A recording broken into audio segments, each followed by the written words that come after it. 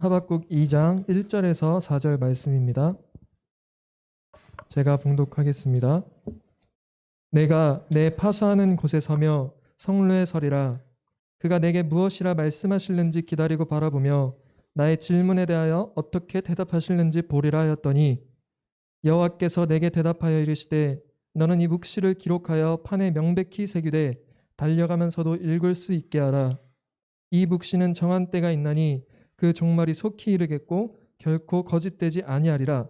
비록 더딜지라도 기다리라. 지체되지 않고 반드시 응하리라. 보라, 그의 마음은 교만하여 그 속에서 정직하지 못하나 의인은 그의 믿음으로 말미암아 살리라. 아멘. 기독교 신앙은 약속의 신앙입니다.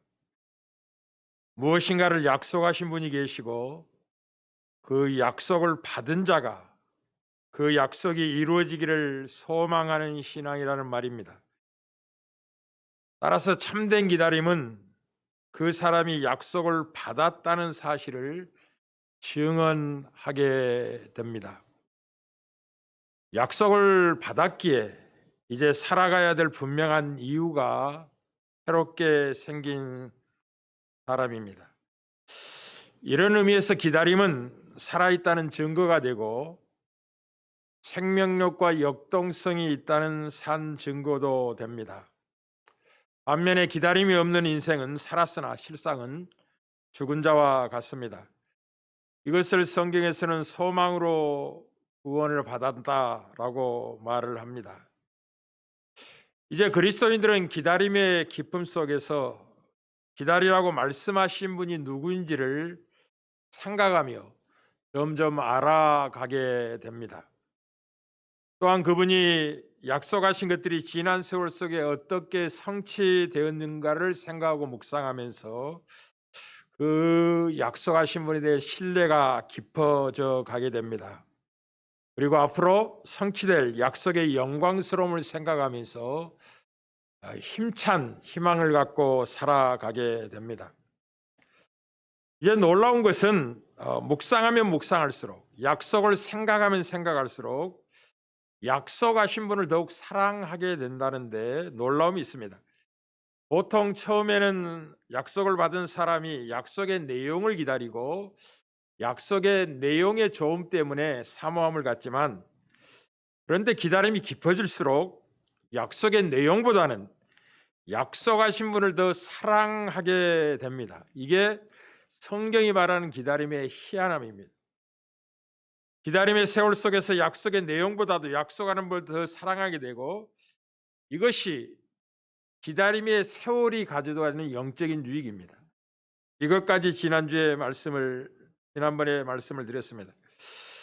이 성경적인 약속에 대한 기다림은 세월의 흐름이 기다림을 약화시키지 않습니다. 오히려 점점 더 기다림의 깊이를 더해가고 더 간절해져 가고 그리고 마침내 이런 자리로 신앙이 고백되게 됩니다. 하박국서 3장 17절 18절이죠. 비록 무화과 나무가 무성하지 못하며 포도나무에 열매가 없으며 감람나무에 소출이 없으며 밭에 먹을 것이 없으며 우리의 양이 없으며 여왕권에 소가 없을지라도 이제 나는 여호와로 말미암아 즐거워하며 나의 구원의 하나님으로 말미암아 기뻐하리로다라는 자리로 나아가게 됩니다. 참 신비하죠. 오늘은 이제 이방인들의 기다림과 그리스도인의 기다림의 차이가 무엇인지를 살펴보면서 우리가 소망으로 구원을 받는다, 기다리고 있다, 약속을 받았다는 것이 얼마나 영광스러운가 하는 것을 확인하며 한 해를 보내고자 합니다. 이제 모든 사람은 무엇인가를 기다리며 살아갑니다. 결혼을 앞둔 자는 결혼의 날을 기다리고 대학 합격을 소망하는 자는 합격의 날을 기다리고 몸이 좀 불편한 분들은 몸이 낫기를 간절히 기다리고 인생을 살아갑니다. 또 구멍가게든지 큰 사업체든지 간에 사업을 시작하는 사람들은 이 사업이 잘 되고 번성해서 크게 용성해지기를 기다리면서 아침에 일찍 일어나고 밤늦게까지 수고하게 됩니다. 기다림이 없다면 산 소망이 없기 때문에 실상은 죽어 있는 거랑 마찬가지죠. 그래서 살아있는 사람은 무엇인가를 다 기다리며 살아가게 됩니다. 그리고 그 기다림의 내용이 그 사람의 크기와 운명을 결정하게 된다는데 이제 기다림이 갖는 의미가 있는 거죠. 그 사람이 무엇을 기다린다를 보면 그 사람의 운명을 내다볼 수가 있고 그 사람이 얼마나 크기가 크냐 작으냐가 결정되게 되는 거죠. 이방인들의 기다림과 그리스도의 기다림의 차이가 무엇인가? 가장 먼저는 유한한 인생의 약속. 인간의 약속은 누군가에게 기다릴 것을 요구했을 때 약속한 자가 유한한 존재이기 때문에 그 약속을 온전히 실행할 담보가 없는 거죠. 그러나 성경의 기다림은 영원하신 하나님에 대한 약속이기 때문에 하나님의 미쁘심은 인간과 차이가 다르죠. 인간은 영원히 사랑할 것을 약속하지만 그 약속을 지키지 못합니다. 결혼식 때 이제 이 검은 머리가 파뿌리 될 때까지 서로 사랑하며 살겠느냐라고 약속을 합니다마는 예 하고 크게 대답합니다마는 우리는 많은 가정이 깨어지고 이혼한 가정들을 보게 됩니다. 약속을 못 지키는 거죠. 그리고 인간의 약속은 거짓 약속이 굉장히 많습니다. 그리고 약속을 해놓고도 나중에 후회하기도 합니다. 지킬 수 없는 것을 약속하기도 하는 거죠. 그러나 하나님의 약속은 다르죠. 우리는 민수기서 23장 19절에서 하나님은 사람이 아니시니 거짓말을 하지 않으시고 인생이 아니시기 때문에 후회가 없으시도다. 어찌 그 말씀하신 바를 행하지 않으시며 하신 말씀을 실행하지 않으시랴. 인간의 약속과 하나님의 약속은 하늘과 땅의 크기만큼이나 차이만큼이나 크죠. 하나님은 절대로 거짓말하지 않습니다. 약속해놓고 후회하지 않습니다. 약속의 당사자가 하루에도 20번씩 뒤바뀔 수 있는 인생들이죠. 그 인생의 약속을 하는 겁니다. 그러니까 하나님의 약속은 그 인생의 어떠함을 보고 약속하는 게 아니에요. 왜냐하면 잘 보일 때도 있고 못 보일 때도 있고 이런 게 인생의 변화 아닙니까? 아침에 그냥 간이라도 빼어줄 하나님 사랑한다고 해놓고 밤이면 또 등 돌리고 배반하고 떠나갈 수 있는 존재가 인간인데 그럼에도 불구하고 하나님의 약속에 후회가 없다는 것은 그 인간의 조건을 보고 약속하신 게 아니라 하나님 자신의 어떠함에 따라 약속하신 것이기 때문에 후회하지 않으신 겁니다. 그리고 반드시 우리가 조건을 바꾸고 약속을 받기에 합당하지 않는 모습으로 속상하게 한다 할지라도 하나님은 그 약속을 이루십니다. 참 놀라우신 하나님이죠. 우리는 유한하지만 하나님의 약속에 성실하시면 대대에 이릅니다. 시편 105편 5절이죠. 여호와는 선하시니 그의 인자하심이 영원하고 그의 성실하심이 대대에 이르로다 라고 말합니다. 우리는 시간적인 면에서도 인간과 하나님과의 차이가 아주 크게 나는 거죠. 그리스도인들이 붙든 약속은 죽음을 넘어서는 약속이라고 첫날 말씀을 드렸습니다. 죽음의 자리에서도 그 약속을 신뢰하게 되고 창세기의 마지막이 이것을 이야기하고 있다는 걸 기억하셔야 돼요.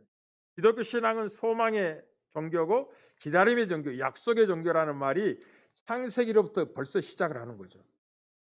하나님이 아브라함과 이삭과 야곱에게 가나안 땅을 유업으로 주겠다고 약속하시고 세월은 흘러갑니다. 아브라함도 죽고 이삭도 죽고 야곱도 죽습니다.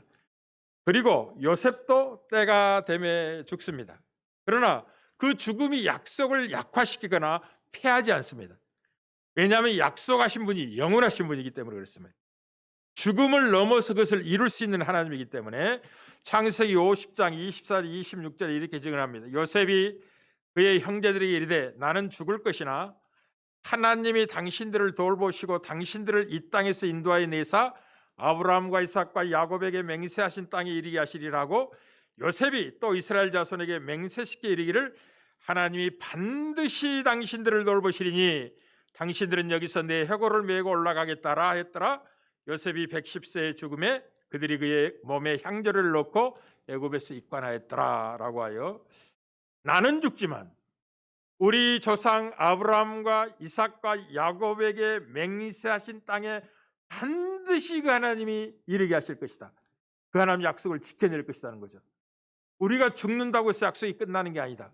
하나님의 약속은 죽음을 넘어서는 것이라는 거죠. 그러나 인간의 모든 약속은 죽음의 한계라는 장벽에 매여서 끝나게 됩니다. 죽음을 넘어 약속하는 인생들은 없죠. 내용면에 있어서도 인생과 하나님의 약속은 땅 차원의 약속과 영원하신 하나님의 약속과의 차이만큼이나 큽니다. 하나님 우리에게 약속하신 것은 크게는 두 가지입니다. 그것은 무엇이냐? 우리에게 영원한 생명을 주겠다는 약속입니다. 이건 인간이 할 수 없는 약속입니다. 대통령이 할지라도 영원한 생명을 약속하지 마. 자기도 죽는데 자기 몸도 어떻게 하지 못해. 최고의 의술을 가진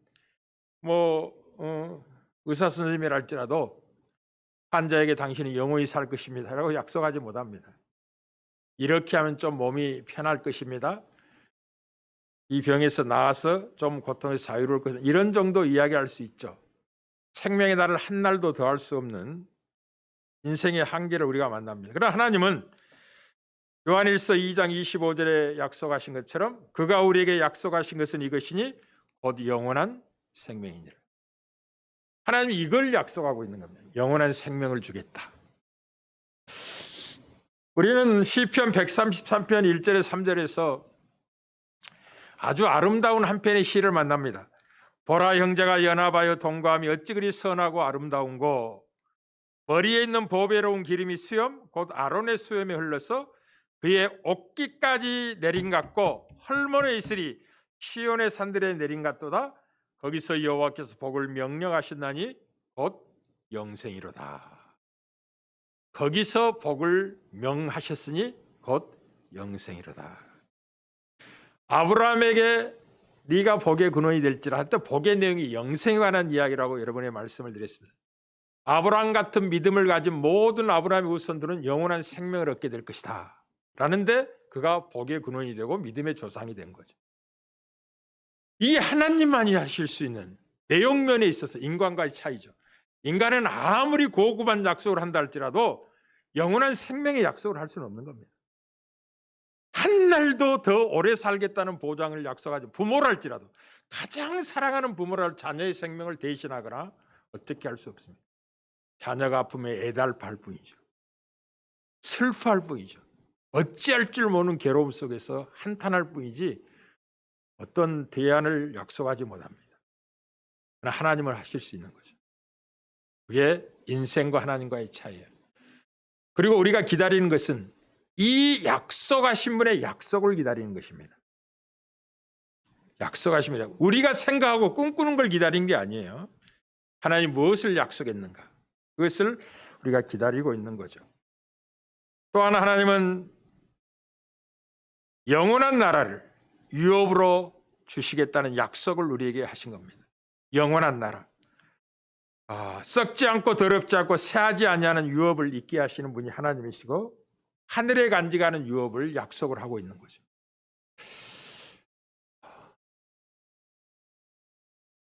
아직 미국 대통령 선거는 끝나지 않은 것 같습니다.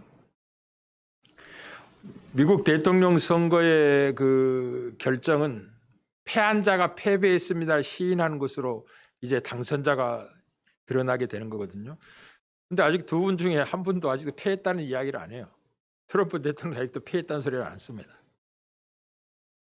희한한 입장에 있죠.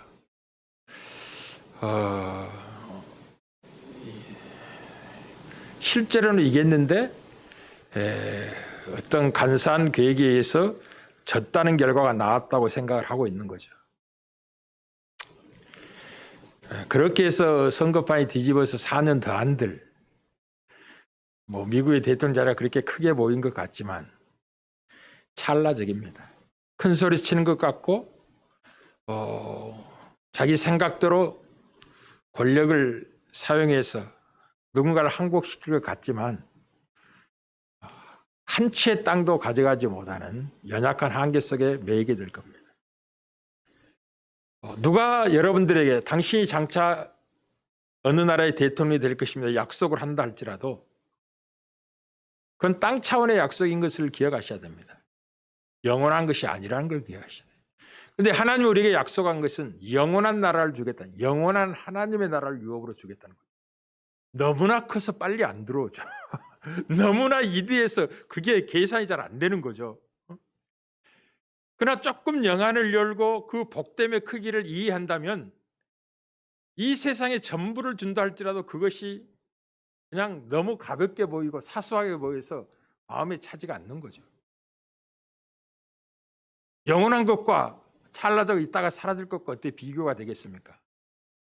하나님의 약속은 무한대를 약속하신 겁니다. 무엇을 약속했다고? 무한대를 약속한 거예요. 우리 이제 이 청년들은 무한대의 개념을 알죠? 무한대 속에 천억을 플러스 시킨다 할지라도 무한대 플러스 천이 되는 게 천억이 되는 게 아니에요. 그냥 무한대예요. 무한대 속에는 무엇을 다 집어넣는다 할지라도 그 무한대에 다 녹아나 버리는 거예요. 무한대 플러스 이렇게 되지 않습니다. 하나님 우리에게 약속한 것은 영원한 나라, 무한대를 약속한 겁니다. 하나님의 영원하심처럼 영원한 복을 약속한 거예요. 너무나 커서 빨리 안 들어오는 거죠. 예수를 믿는다는 건 놀라운 겁니다.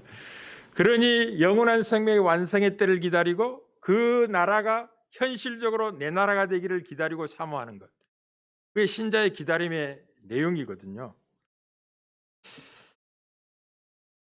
사랑하는 성도 여러분, 하나님은 이 영원한 생명과 영원한 나라를 우리에게 주시겠다고 약속하시고 그 보증으로 어떻게 행동하셨느냐 하면 그 약속의 신실함을 위해서 그리스도 예수를 이 땅에 보내셨다는 걸 기억하셔야 됩니다. 예수 그리스도는 누구시냐? 하나님의 진실하심에 대한 확증으로서 이 땅에 오신 분이에요. 이것을 로마서 15장이 우리에게 8절에서 9절에 이야기하죠. 내가 말하노니 그리스도께서 하나님의 진실하심을 위하여, 하나님의 약속의 신실하심을 위하여, 그런 말입니다. 할례의 추종자가 되셨으니 이는 조상들에게 주신 약속들을 경고하게 하시고, 아브라함에게 이삭에게 약속하신 그 약속을 경고하고 분명하다는 걸 그리스도가 오심으로 확증하는 거죠. 이방인들도 그 긍휼하심을 말미암아 하나님께 영광을 돌리려 하심이라. 기록된 바 그러므로 내가 열방 중에 주께 감사하고 주의 이름을 찬송한 같으니라. 아브라함과 이삭과 야곱에게 약속하신 복은 이방인에게 어떤 의미로 다가오냐면 아브라함에게 이렇게 말씀하시죠. 너로 말미암아 모든 민족이 복을 얻으리라 라고 말씀하신 거예요. 그렇게 너로 말미암아 모든 민족이 복을 얻으리라는 약속 속에 그리스도 예수를 통하여 그 복이 성취될 것을 의도하고 말씀하신 것이고, 그리스도가 오심으로 유대인에게만 아니라 이방인에게까지 그 복이 허락되었음을 확인하면서 우리가 열방 중에 주께 감사하고 주의 이름을 찬송한과 같다라고 고백을 하고 있는 것입니다. 그리스도는 열방의 소망입니다.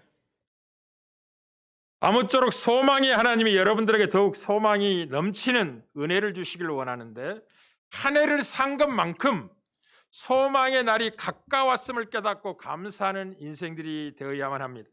우리 로마서 15장 13절에 소망의 하나님이 모든 기쁨과 평강을 믿음 안에서 너희에게 충만하게 하사 성령의 능력으로 소망이 넘치게 하시기를 원한다고 강구하는 걸 보게 됩니다.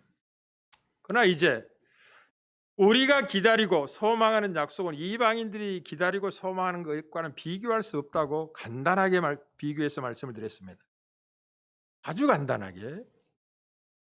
이제 이 약속을 받았다면 그 약속이 성취되기를 기도로 누려야 된다고 여러분에게 말씀을 드렸습니다.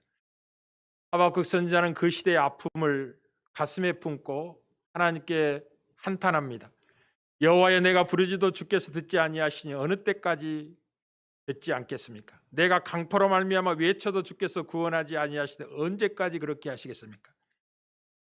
온 땅이 범죄하여 율법이 해이하고 정의가 전혀 시행되지 못합니다.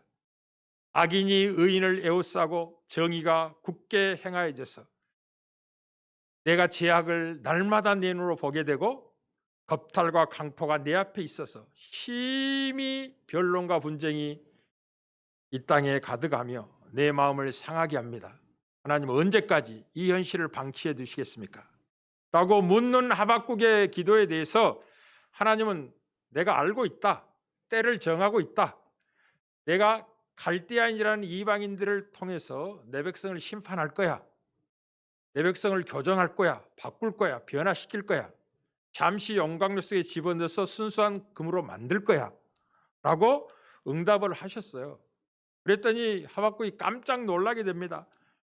아니, 내 백성을 좀 이게 좀 바르게 세워달라고 했더니 불의한 민족, 강포한 민족, 의인과 전혀 상관없는 사납고 성급한 백성을 동원해서 우리 민족을 치겠다니 하나님, 그게 말이 됩니까?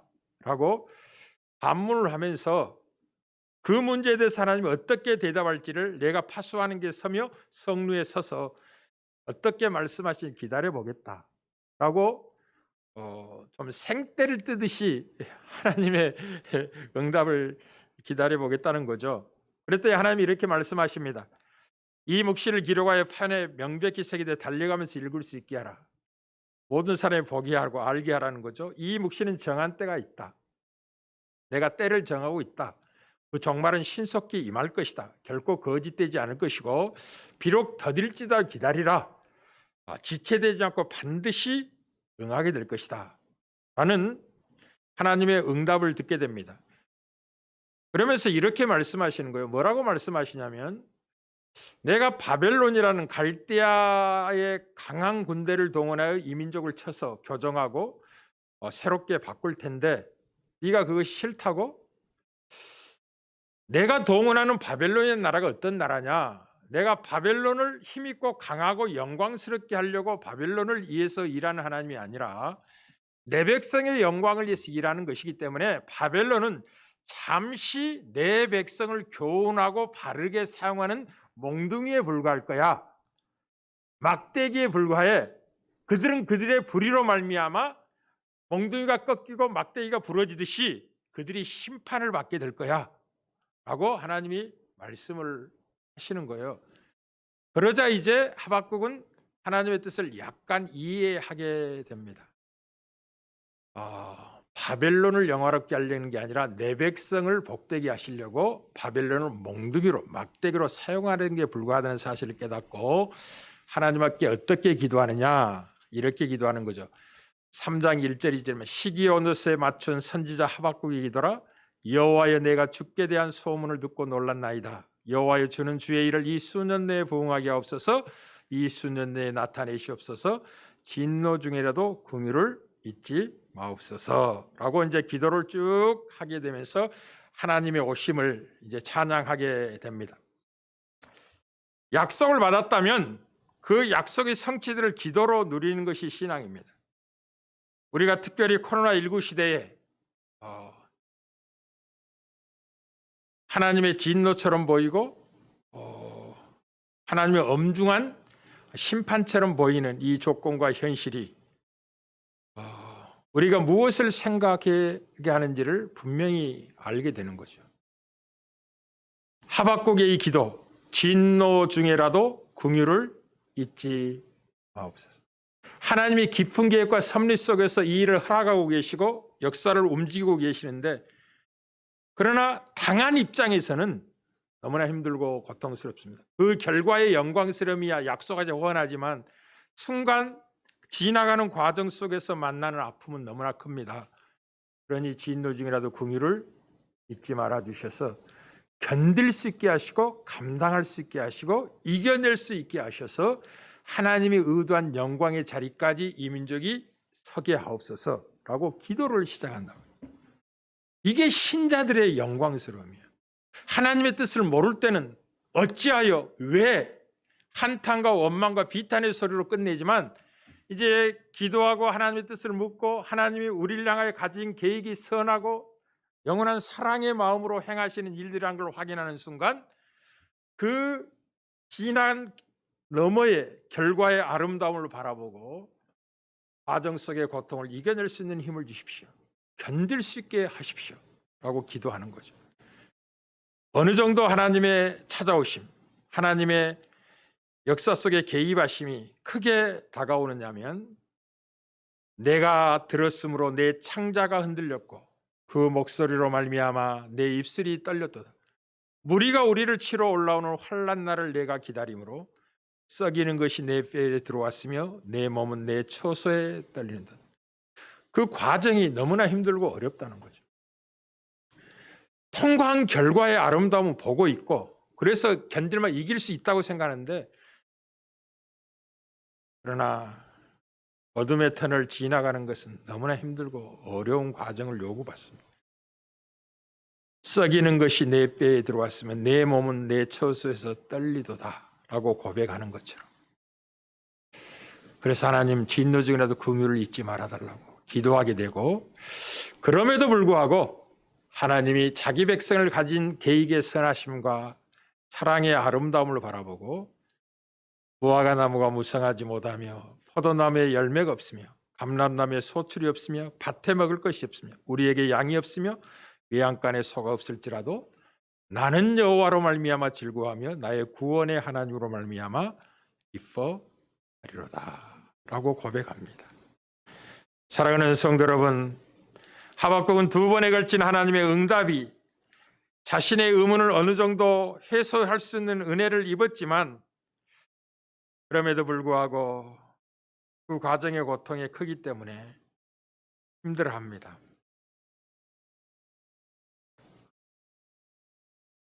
참 종종 우리 성도들이 믿음의 부유함을 주십시오라고 하나님께 기도할 때, 목회자로서 그 기도의 내용을 듣고 생각할 때, 야, 저렇게 기도하는 분이 믿음의 부유함을 달라는 의미가 무엇인지 알고 기도할까 하는 생각을 해보게 돼요.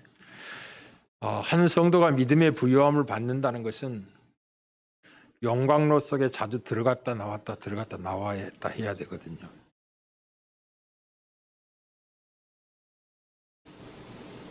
아무나 믿음의 부유함을 갖는 게 아니에요. 그런데도 우리는 그렇게 기도합니다. 믿음의 부유함을 주십시오. 그렇게 기도하는 이유는 용광로에 들어가는 고통과 시련의 때를 겪지만은 하나님이 의도하셨기 때문에 능히 이기게 하실 것이다, 견디게 하실 것이고 도우셔서 마침내 승리하게 하실 거라는 믿음이 있기 때문에 우리는 그런 기도를 하게 됩니다. 이제 이렇게 말씀을 드렸으니 다시는 믿음의 부유함을 달라 기도 안 해야 되겠지, 이렇게 결단하고 생각하시면 안 돼요. 믿음의 부유함을 갖는 것은 온 세상을 얻는 것보다 더 영광스러운 거죠. 사랑하는 성도 여러분, 이제 하박국의 이 기도의 결론은 장차 오실 하나님께서 만물의 질서를 바로잡고 선악간에 심판할 것임을 내다보면서 찬양하면서 끝내지만, 장차 오실 하나님, 역사 속에 찾아오셔 만물의 질서를 새롭게 바로잡으실 그 하나님은 이제 종말에 강림하실, 찾아오실 메시아를 바라보고 소망하는 기다림 속에서 이 기도를 토해내고 있는 것입니다. 예수는 누구시냐? 역사 속에 친히 찾아오신 하나님이십니다. 예수 그리스도는 누구시냐? 시간과 공간의 제약 속에 찾아오신 하나님이세요. 천지가 놀랄 일이죠. 하늘의 천사와 천군들이 노래할 수밖에 없는 대사건이죠. 지극히 높은 것은 하나님께 영광이요 땅에서는 기뻐하심을 입은 사람들 중에 평화로다. 예수의 탄생 때 다만 목동만이, 다만 마리아와 요셉만이 등장합니까? 그렇지 않습니다. 영계의 신령한 피조물들이, 천군과 천사가 동원되는 거예요. 하늘과 땅이 함께 어우러져서 이 위대한 사건, 만물을 바로잡기 위해서 어그러지고 깨어진 세상과 인류를 새롭게 변화시키기 위해서, 마치 하박국이 그 백성을 바로 세워달라고 기도한 그 결과의 응답이 메시아를 통해서 허락될 것을 내다보고 놀라운 기도를 토해내고 있는 거죠. 그래서 최고의 기다림과 약속의 기도의 내용은 무엇이냐면, 우리 주님 다시 오시기를 기다리고 그 약속을 붙들고 기도하는 것입니다. 주님이 신속히 임하시옵소서. 하늘을 가르시고 강림하옵소서. 이 불의한 세를 고치고 새롭게 하실 분은 당신밖에 없습니다. 당신이 오시기 전까지는 이 문제를 해결할 수 없어서 의인이 너무 고통스럽고 괴롭습니다. 신속히 오셔서 바로 잡아 주십시오. 주 예수여 오시옵소서. 라고 기도하고 기다리는 것이 최고의 기다림입니다. 그러니 여러분들이 얼마나 큰 자입니까? 이방인과 어떤 다른 존재입니까? 이방인들이 고작 기다리고 소원한 게 땅 차원에서, 그것도 약속에도 응답받지도 못할 뿐만 다 거짓되고 후회하는 그런 약속에 불과하지만, 우리가 받은 약속은 영원에까지 이르며 반드시 성취되는 약속의 기다림이기 때문에 우리가 얼마나 크고 위대한 존재입니까? 놀라운 인생들입니까? 그러니 헛된 것을 추구하는 자들과 다투지 마세요. 그들과 분쟁하고 시기하지 마십시오. 넉넉하게 져주십시오. 넉넉하게 패할 수 있는 위대한 인생을 사십시오. 그 패배가 패배라고요? 그렇지 않습니다. 진정한 승리자만이 자원하여 섬길 수 있고 패배의 자리에 기쁨으로 내려갈 수 있는 겁니다. 그게 신자들이에요. 예수 믿는 자들이죠. 누리는 은혜가 있기를 주의 이름으로 축복합니다.